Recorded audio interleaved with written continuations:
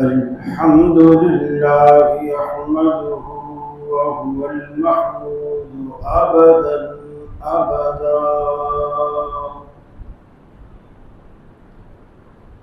व अस्तईनुहु व हुवल मुनइमुल मौला व निअमन नसीरु मुअय्यदा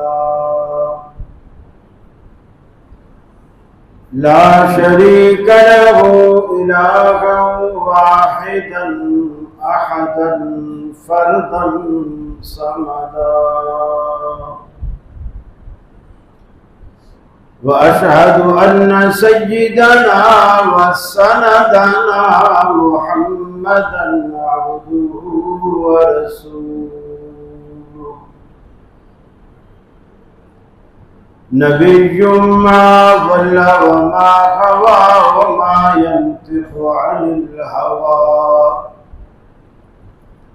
फसल्लल्लाहु तआला अलैहि व अला आलिहि व अस्हाबिहि व अला आलिहि व अस्हाबिहि अल्लज़ीना हुम खुलासतुल अरब الذين هم مفاتيح الرحمة ومصابيح الهدى أعوذ بالله السميع العليم من الشيطان الرجيم بسم الله الرحمن الرحيم وما محمد إلا رسول قد خلت من قبله الرسل أفإن مات أو قتل انقلبتم على أعقابكم ومن ينقلب على عقبيه فلن يضر الله شيئا وسيجزي الله الشاكرين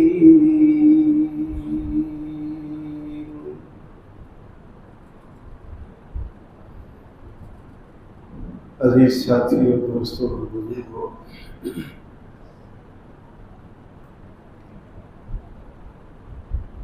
रसूल अकरम सल्लल्लाहु अलैहि वसल्लम की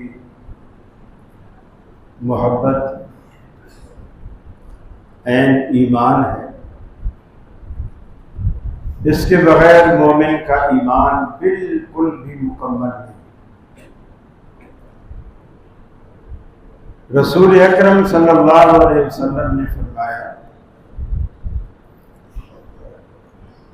ला युमिनु अहदुकुम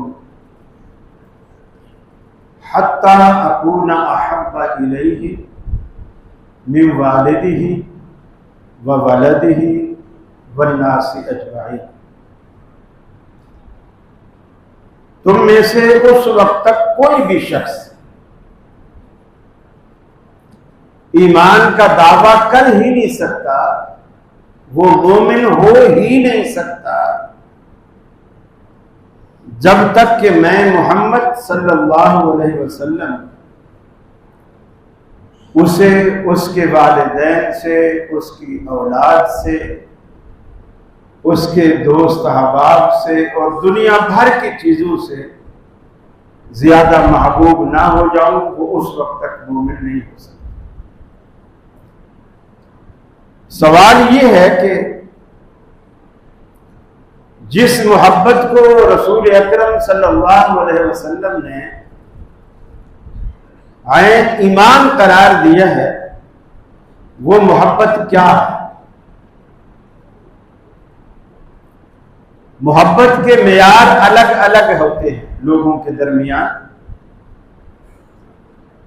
लेकिन शरीयत ने क्या मेयार मुकर्रर किया है ये देखा जाए। आपने एक दो रोज पहले ये नारे सुने, सिवाय इबलीस के सभी खुशियां मना रहे हैं। गोया जो लोग उस दिन खुश नहीं है, उनमें और इबलीस में कोई फर्क नहीं कि सभी खुशियां मना रहे हैं सिवाय इबलीस के। गोया इब्लीस दुखी है, बाकी सारे सुखी भी हैं और खुश भी।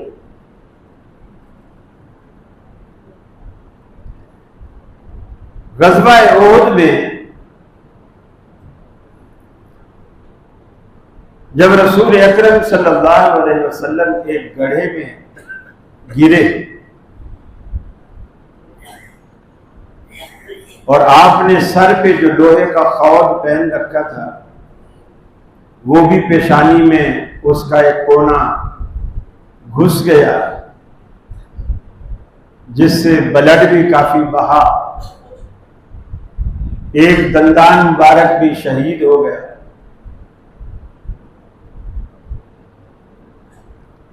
और अबू सुफियान जो उस वक्त मुसलमान नहीं हुए थे, उन्होंने ऐलान किया, आवाज लगाई,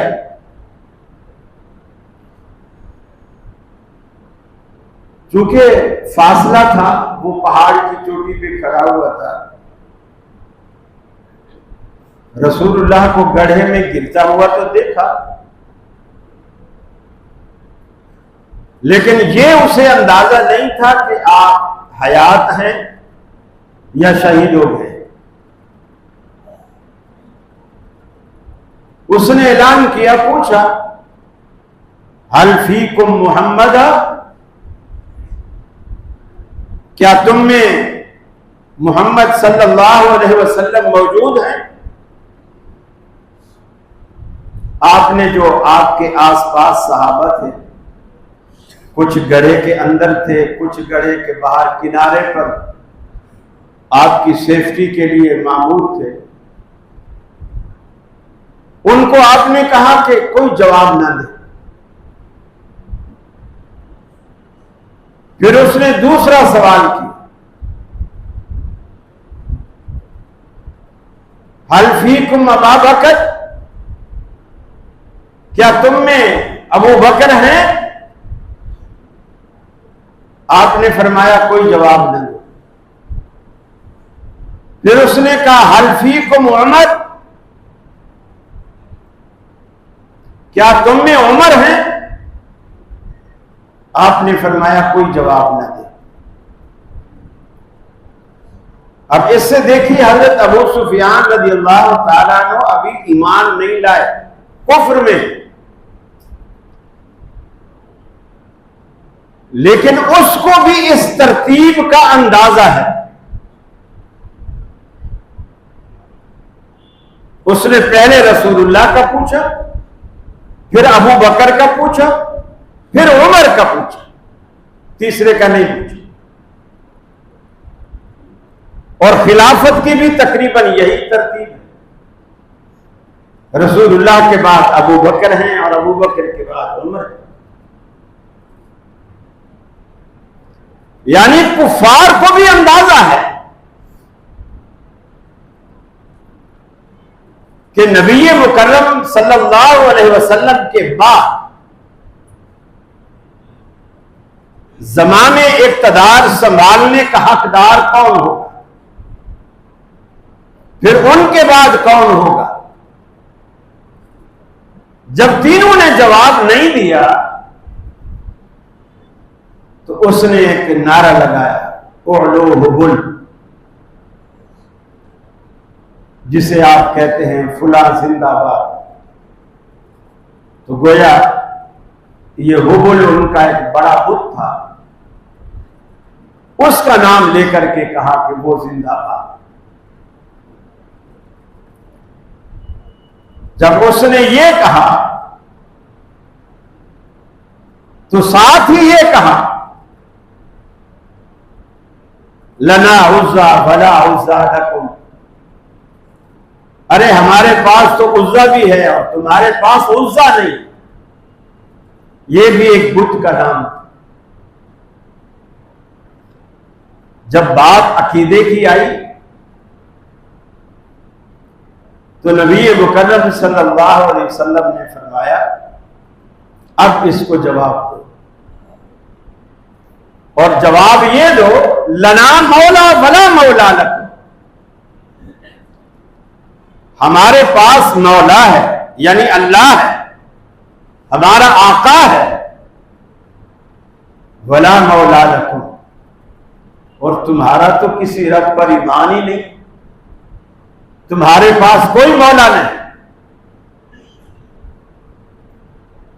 मोहब्बत का जो मेयार, जिसे उस वक्त कुफार भी समझते थे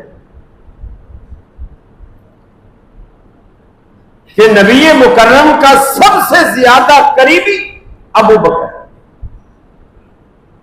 फिर उसके बाद सबसे ज्यादा करीबी उमर,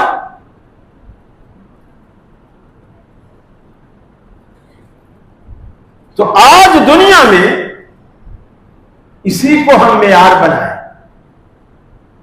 और देखें कि ठीक 12 रबीउल अव्वल को नबी मुकर्रम सल्लल्लाहु अलैहि वसल्लम से मोहब्बत रखने वाले, जान छिड़कने वाले, हर मौके पर साथ देने वाले 12 रबीउल अव्वल को उनकी क्या कैफियत थी।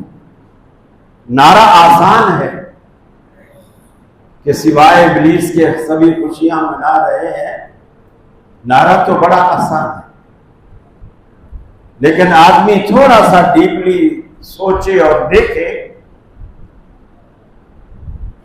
ये बहुत बड़ी बात, बहुत ही बड़ी बात। इस पे ना कोई सहाबी बचता है, ना कोई अहले बैत में से कोई बचता है, सिवाय इन अहले बिदअत के कोई बचता ही नहीं।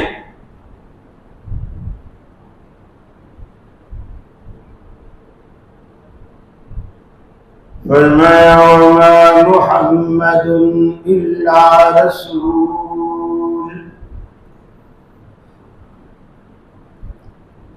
मोहम्मद अरबी सल्लल्लाहु अलैहि वसल्लम की हैसियत एक पैगंबर की है, एक रसूल की है, हमारे कासिद की है। क़द ख़लत मिन क़ब्लिहि रुसूल, आपसे पहले भी दुनिया में अंबिया आते रहे और तशरीफ ले जाते रहे। आदम अलैहिस्सलातु वस्सलाम से लेकर ईसा अलैहिस्सलाम तक दुनिया में रब्बुल आलमीन ने अंबिया का एक तवील सिलसिला नाज़िल फरमाया। वो अंबिया दुनिया में आते रहे, वाज करते रहे, नसीहत करते रहे, अपनी उम्मत को शिर्क से बचाने की दावत देते रहे, कुफ्र से बचाने की दावत देते रहे, तौहीद की दावत देते रहे, जन्नत और जहन्नम के रास्तों से भी आगाह करते रहे। क़द ख़लत मिन क़ब्लिहि रुसूल, लेकिन नतीजा क्या निकला कि पैगंबर अपना अपना मिशन पूरा करने के बाद, अपना अपना मिशन मुकम्मल करने के बाद क़द ख़लत, दुनिया छोड़ गए, दुनिया को खैर बात का। आपसे पहले जितने भी अंबिया अल्लाह ने दुनिया में भेजे, किसी को भी रब्बुल आलमीन ने दवाम अता नहीं किया, खुल्द अता नहीं किया, हमेशगी अता नहीं की। दुनिया में आते रहे और जाते रहे। अफ़इम्माता, अगर आप फौत हो जाएं, आप पर मौत का इतलाक हो जाए, औ कुतिला, या आपको कत्ल कर दिया जाए, इनक़लबतुम अला आक़ाबिकुम, क्या तुम अपनी एड़ियों के बल इस्लाम से मुनहरिफ हो जाओगे, इस्लाम से पलट जाओगे। ग़ज़वाए उहद में जब नबी करीम सल्लल्लाहु अलैहि वसल्लम की वफात की झूठी खबर उड़ी, कुफार ने उड़ाई, बहुत सारे सहाबाए किराम हवास बाख्ता हो गए, बहुत सारे सहाबाए किराम अपने होश खो बैठे। बाद नए नए उनके दिलों में ये भी ख्याल आया, अगर अल्लाह के रसूल फौत हो गए तो फिर हमें जिंदा रहने की क्या जरूरत है। कुछ लोगों ने यूं भी सोचा, अब इस्लाम का क्या बनेगा, आप ही चले गए, गोया हम इस्लाम में आने के बाद खामखा बिरादरी की मुखालफत मोल ले बैठे। जिनके लिए मुखालफत मोल ली थी वो तो चले गए। अल्लाह ने कुरान पाक में फरमाया, अफ़ा इम्माता औ कुतिला, अगर आप तभी मौत भी दुनिया से चले जाएं या कत्ल कर दिए जाएं, इनक़लबतुम अला आक़ाबिकुम, क्या तुम इस्लाम से उल्टे पांव पलट जाओगे, अपना रुख तब्दील कर लोगे, वापस मुर्तद हो जाओगे, इर्तदाद का शिकार हो जाओगे। फमन यनक़लिब अला आक़िबैहि, खबरदार जो भी इस्लाम से फिरेगा इस्लाम कबूल करने के बाद, फलन यज़ुर्रल्लाह शैया, अल्लाह रब्बुल आलमीन का वो कुछ भी नहीं बिगाड़ सकता, अल्लाह का कुछ भी नुकसान नहीं करेगा। वसयजज़िल्लाहु शाकिरीन, और अनकरीब अल्लाह रब्बुल आलमीन जो दीन पर साबित कदम रहेंगे, दीन पर इस्तिकामत इख्तियार करेंगे और दीन पर ही कायम रहेंगे, दीन ही पर मर मिटेंगे, अल्लाह रब्बुल आलमीन ऐसे शाकिरीन को बेहतरीन जज़ा और बेहतरीन बदला देने वाला है जन्नतों की सूरत में। रहमत आलम सल्लल्लाहु अलैहि वसल्लम दुनिया से गए, ठीक 12 रबीउल अव्वल को फजर की नमाज सिद्दीक़ अकबर ने पढ़ाई, जो कुछ रोज से पढ़ा रहे थे। फजर की नमाज आपने पढ़ाई, नमाज से थोड़ा पहले अभी सिद्दीक़ अकबर मुसल्ले की तरफ जाने वाले हैं। नबी मुकर्रम ने अपनी खिड़की से पर्दा हटाया। सहाबा कहते हैं काफी दिनों के बाद आज ये पहला मौका था कि रहमत आलम ने अपनी खिड़की में से मस्जिद में झांका। आपने हमें देखा, हमें ऐसा लगा जैसे बिल्कुल आधी रात को 14वीं का चांद बादलों से बाहर आता है। आपका चेहरा खुशी से दमक रहा था। खुशी इस बात की थी कि मैंने जिन लोगों को अबू बकर के पीछे लगाया वो मेरे कहने के बिल्कुल मुताबिक अबू बकर की इब्तिदा में नमाज अदा कर रहे हैं। अबू बकर रुकने लगे। अल्लाह के रसूल ने फरमाया अबू बकर आप नमाज पढ़ाइए। सिद्दीक़ अकबर ने आगे बढ़कर मुसल्ले पर खड़े हो गए। तकबीर हुई, आपने पर्दा गिरा दिया, अंदर तशरीफ नहीं लाए। इसके बाद सहाबा कहते हैं कि हमने फजर और जोहर के दरमियान आपके आखिरी वक्त तक हम में से किसी ने भी रसूलुल्लाह का चेहरा अनवर आपकी जिंदगी में नहीं देखा। ये आखिरी मौका था, आप अंदर चले गए। सहाबा भी नमाज पढ़ने के बाद अपने अपने काम काज को लग गए। सहाबा किराम में ये बात जंगल की आग की तरह फैल गई कि अल्लाह के रसूल दुनिया से रुखसत हो गए। ठीक 12 रबीउल अव्वल का दिन है, फजर और जोहर के दरमियान का अरसा है। सिद्दीक़ा कायनात कहती हैं कि आप मेरे घर में, मेरे हुजरे में हैं, हत्ता कि मेरी गोद में सर रखा हुआ है, मैंने हाथों से थामा हुआ है, और आप बार बार कई दुआएं फरमाते हैं।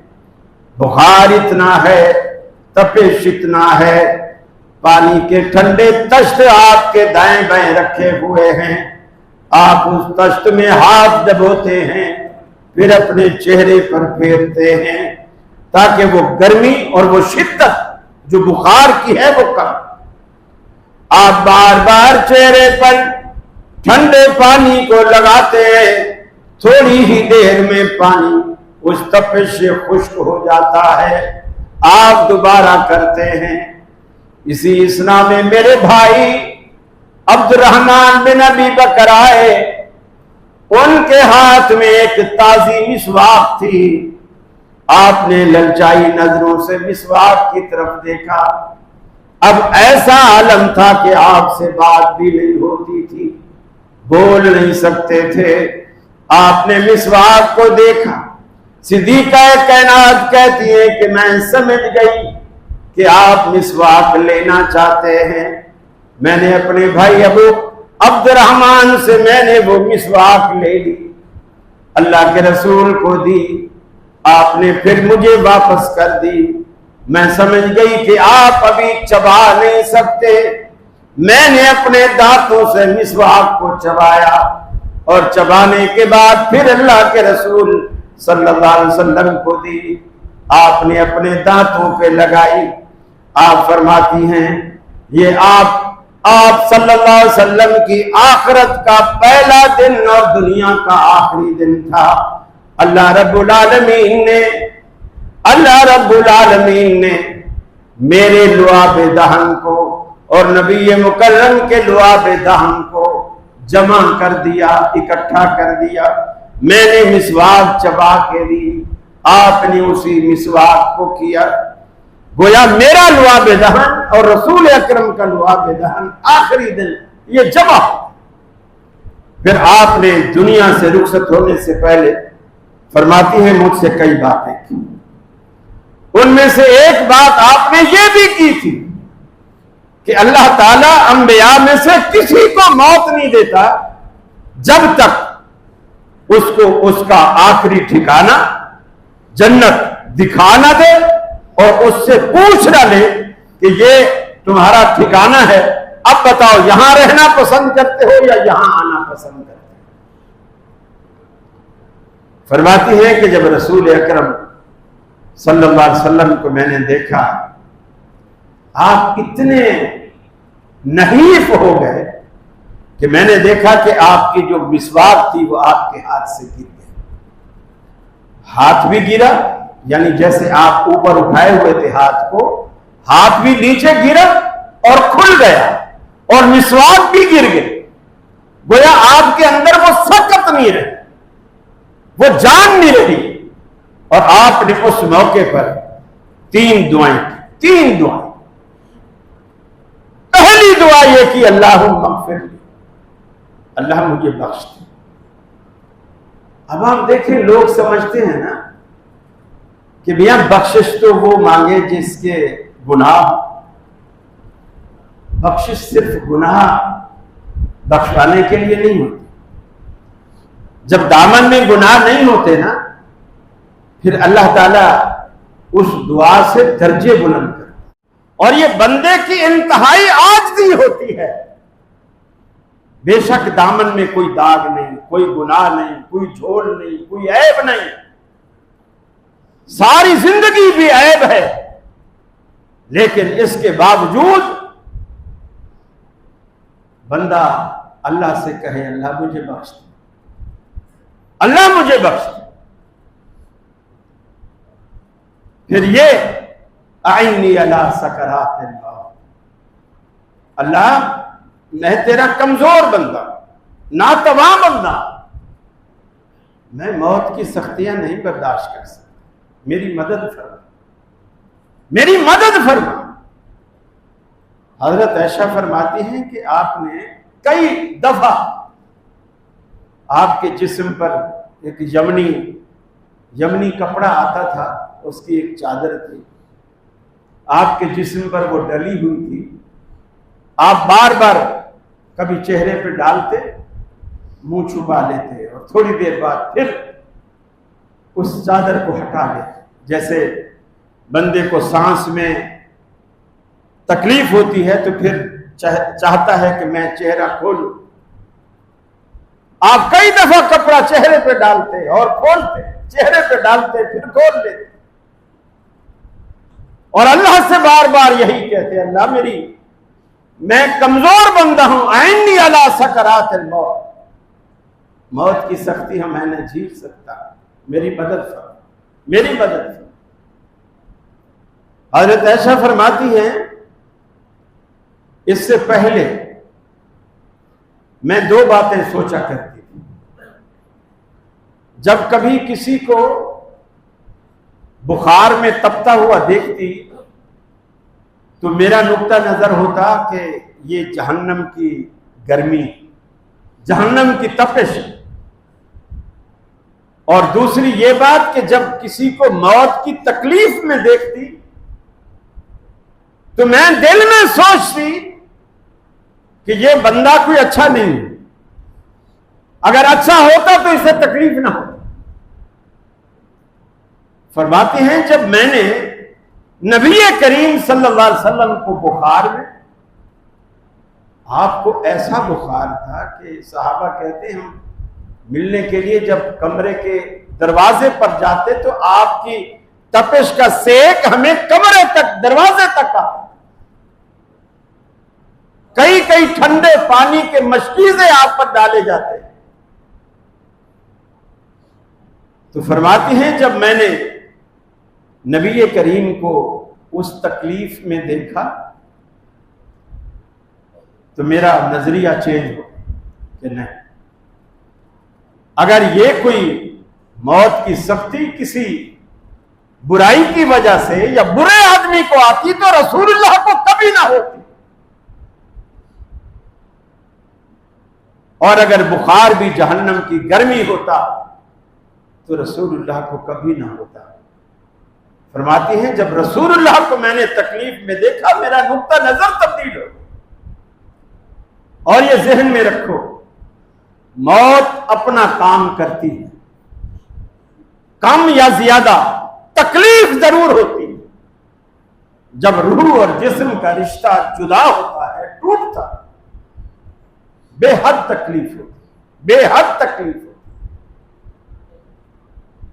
इतनी तकलीफ थी कि सैयदा फातिमा रज़ी अल्लाह ताला अन्हा आई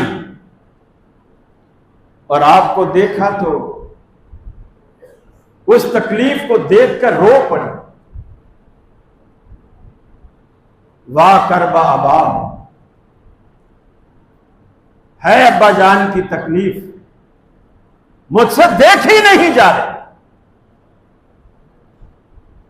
आपने बेटी को करीब किया, फरमाया ला करबा बादल जाओ, बेटी इंशाअल्लाह आज के बाद तेरे अब्बा को कोई तकलीफ नहीं होगी, आज तेरे अब्बा की तकलीफ का आखिरी दिन है, ला करबा बादल जाओ,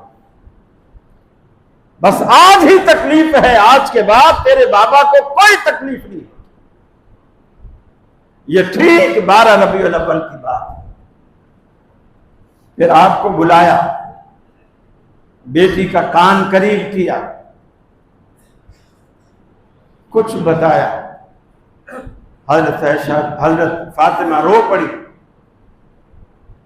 आपने रोता हुआ देखा, फिर दोबारा बुलाया, करीब किया, कान में कुछ कहा। हजरत फातिमा हंस पड़ी। जब आप दुनिया से चले गए, सैयदा आयशा ने फातिमा रज़ियल्लाहु ताला अन्हा से पूछा, बेटी ये दो बातें कान में आपके रसूलुल्लाह ने क्या कही थी? एक ने आपको रुलाया और एक बात ने हंसाया। फरमाती हैं, जिस बात पे मैं रोई वो ये बात थी कि मेरे कान में मुझे आपने फरमाया कि फातिमा, आज तेरी और मेरी मुलाकात का आखिरी दिन। मैं रो पड़ी। हर बेटी मां बाप के लिए तो औलाद के लिए मां बाप और मां बाप के लिए औलाद किसी नेमत से कम नहीं होती। जब मैं रोई तो मेरे कान में मुझे बताया कि बेटी, आखिरत में सबसे पहली मुलाकात जो मुझसे करेगी वो तू हो। इसीलिए आपके तकरीबन 6 महीने बाद सैयदा फातिमा ज़हरा भी दुनिया से चली गई। ये तो घर का मंजर है, अहले बैत के घर का मंजर है। और मस्जिद का मंजर यह है, हजरत उमर अपने होश खो चुके हैं और ऐलान कर रहे हैं कि नबी फौत होता ही नहीं, खबरदार। किसी ने भी कहा नबी फौत होगा तो मैं तलवार से उसका सर कलम कर। नबी फौत होता है। और सारे सहाबा, मस्जिद भरी पड़ी है, सन्नाटा। सिद्दीक़ अकबर रज़ियल्लाहु ताला अन्हु आए, पहले बेटी के घर गए, रसूलुल्लाह के रुखे अनवर को देखा, माथा चूमा और कहा कि अल्लाह के रसूल, अल्लाह ने जो मौत आपके लिए लिखी थी वो यही है जो आ चुकी है, दोबारा मौत नहीं आनी, यही है जो आ चुकी। ये जुमले कहने के बाद मस्जिद में लोग उमर के इर्द गिर्द है और उमर एक दावा कर रहा है कि नबी फौत ही नहीं हुआ। हजरत उमर से कहा, इजलिस या उमर, उमर बैठ जाओ। उमर ने बैठने से इनकार कर दिया। फ़अबा अन यजलिस, हदीस के अल्फाज है, उन्होंने बैठने से इनकार कर दिया। अबू बकर ने दोबारा कहा, उमर इजलिस, बैठ जाओ। फ़अबा अन यजलिस, उसने दोबारा इनकार किया बैठने से। अबू बकर सिद्दीक़ रज़ियल्लाहु ताला अन्हु ने उमर को छोड़ दिया, सीधा मिंबर पे चढ़ा। मिंबर पे चढ़े, सारी मस्जिद सहाबा से भरी पड़ी है, हर आंख अश्कबार, सिवाय इब्लीस के सभी खुशियां मना रहे हैं। मस्जिद नबी अश्कबार है, सहाबा किराम से भरी। आप मिंबर पे चढ़े, अल्लाह की तारीफ के बाद, अल्लाह की हम्द व सना के बाद पहला जुमला यही था, फरमाया मन कान यअबुदु मुहम्मदन फइन्न मुहम्मदन क़द मात।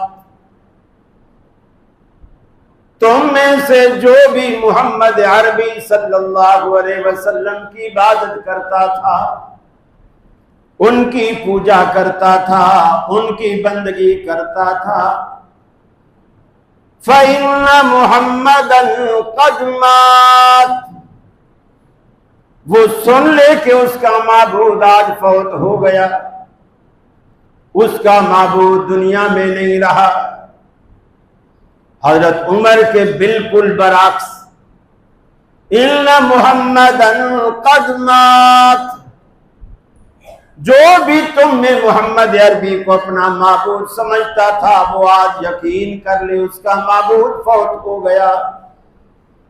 वमन कान यअबुदुल्लाह फ़इन्नल्लाह हज्जुन ला यमूत, और जो कोई अल्लाह रब्बुल आलमीन की बंदगी करता था, वो सुन ले उसका माबूद जिंदा है, ऐसा जिंदा है ला यमूत, उस पर कभी मौत नहीं आनी।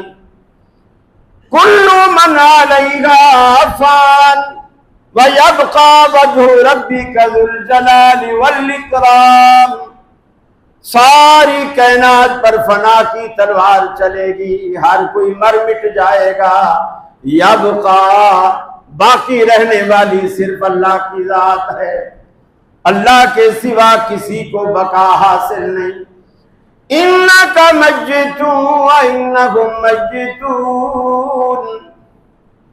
ऐ हबीब, अल्लाह ने कुरान पाक में फरमाया कि ऐ हबीब, आप भी मरने वाले हैं, आप पर भी मय्यत का इतलाक होने वाला है। व इन्नहुम मय्यितून, और ये काफिर जो दिन रात आपकी मौत की दुआएं करते हैं, ये भी मरने वाले हैं। अफ़इन मित्ता फ़हुमुल खालिदून, अगर आप पर वफात आ जाए और फौत हो जाए, फ़हुमुल खालिदून, क्या ये हमेशा का पट्टा लिखवा कर आए हैं? ये कब तक रहेंगे? इन्होंने भी तो मरना है। सारे सहाबा ने अपनी तवज्जो उमर से हटा दी, सिद्दीक़ अकबर की तरफ मुतवज्जे हो गए। हजरत उमर की भी समझ में बात आ गई, मेरा दावा बातिल है, चूंकि मेरे पास दलील नहीं, ना कुरान में से ना हदीस में से। और अबू बकर सिद्दीक ने तो कुरान के दलाइल के अंबार लगा दिए। सहाबा कहते हैं हमें ऐसा मालूम होता था जैसे ये आयात उतरी ही आज है। पूरे का पूरा मदीना सोगवार, तुम यहाँ बिरयानियां बांटो, हलवे बांटो, शरीनियां बांटो, और ये नारा लगाओ कि इब्लीस के सिवा सभी खुशियां मना रहे हैं। अबू बकर की आंखों में आंसू, फातिमा ज़हरा रज़ियल्लाहु ताला अन्हा की आंखों में आंसू, ऐशा सिद्दीका की आंखों में आंसू, उमर फारूक की आंखों में आंसू, सहाबा किराम से जो मस्जिद नबी भरी पड़ी है उनकी आंखों में आंसू। फिर भी तुम कहते हो इब्लीस के सिवा सभी खुशियां मना रहे हैं। मोहब्बत के तकाजे कुछ और है। मोहब्बत के ये तकाजे नहीं हैं कि जो तुम्हारे मन में आए वो करो। मोहब्बत वो है कि जिससे आप मोहब्बत करते हैं, जो चीज उसे भाती है वो करे, जो उसे भाती है वो करे। और अगर उसे ना भाए, मसलन आपका कोई महबूब है, उसे काले रंग से नफरत है, कपड़ा काला बिल्कुल पसंद नहीं करता, और आप जब उससे मिलने जाए काला कपड़ा पहन के जाए, वो तो आपकी तरफ देखेगा भी नहीं। सुहागन वो जिसे पिया चाहे, अगर पिया ना चाहे तो सुहागन बनने का क्या फायदा। ये एक मकूला है हिंदी जुबान में, उर्दू में भी मुस्तअमल। दुल्हन को सजाया गया, हर औरत आके तारीफ करे, बिटिया को माशाल्लाह जेवर कितना जच रहा है, कपड़े कितने जच रहे हैं, हमारी बेटी कितनी सुंदर लग रही है, वगैरह वगैरह। वो चुप करके मुंह बसोरे बैठी। उसकी मां को गुस्सा आया, उसने कहा बिटिया अजीब तू बदअखलाक है, तेरी खाला, तेरी फूफी, तेरी सहेलियां तेरी तारीफें करती हैं कि तू सुंदर लग रही है, खूबसूरत लग रही है, अच्छी लग रही है। तू ना किसी को शुक्रिया अदा करती है, ना मुस्कुराती है, ना किसी की बात का जवाब देती है, जैसे तेरे को इनकी तारीफ अच्छी नहीं लग रही। उसने कहा अम्मा इनकी तारीफ का मुझे क्या फायदा, इनकी तारीफ का मुझे क्या फायदा। मुझे तो जब खुशी होगी कि जिसके लिए मैं दुल्हन बनी हूं ना, अगर वो देख के तारीफ करे तो मेरे दुल्हन बनने का फायदा भी है। इनकी तारीफों का मुझे क्या फायदा। उसने फिर एक जुमला कहा, अम्मा सुहागन वो जिसे पिया चाहे। आप ये सारे जतन अगर नबी को खुश करने के लिए करते हैं, अगर नबी को ही ना भाए तो क्या बनेगा। मोहब्बत वही अच्छी है जो महबूब को भाए, और महबूब को क्या भाता है।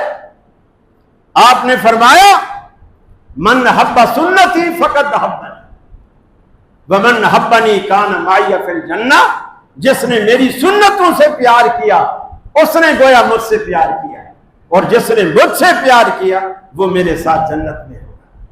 ये आपने एक मेयार बताया, मन हब्बा सुन्नती फकत हब्बा, जिसने मेरी सुन्नत से प्यार किया उसने गोया मुझसे प्यार किया।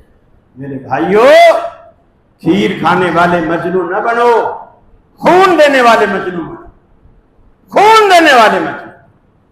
नबी की सुन्नतों से प्यार करो, नबी के अखलाक से प्यार करो, नबी के रहन सहन से प्यार करो, नबी की जिंदगी से प्यार करो, नबी के अकीदे से प्यार करो, नबी के अमल से प्यार करो, नबी की सीरत से प्यार करो। ये प्यार है जिसे अल्लाह रब्बुल आलमीन मानता है और कहता है लक़द कान लकुम फी रसूलिल्लाह उस्वतुन हसना। अल्लाह से दुआ है अल्लाह रब्बुल आलमीन मुझे भी और आपको भी, हम सबको भी नबी की सीरत से, नबी की जिंदगी से प्यार करने वाला बनाए। हर किस्म की बिदअत और खराफात से हमें महफूज फरमाए।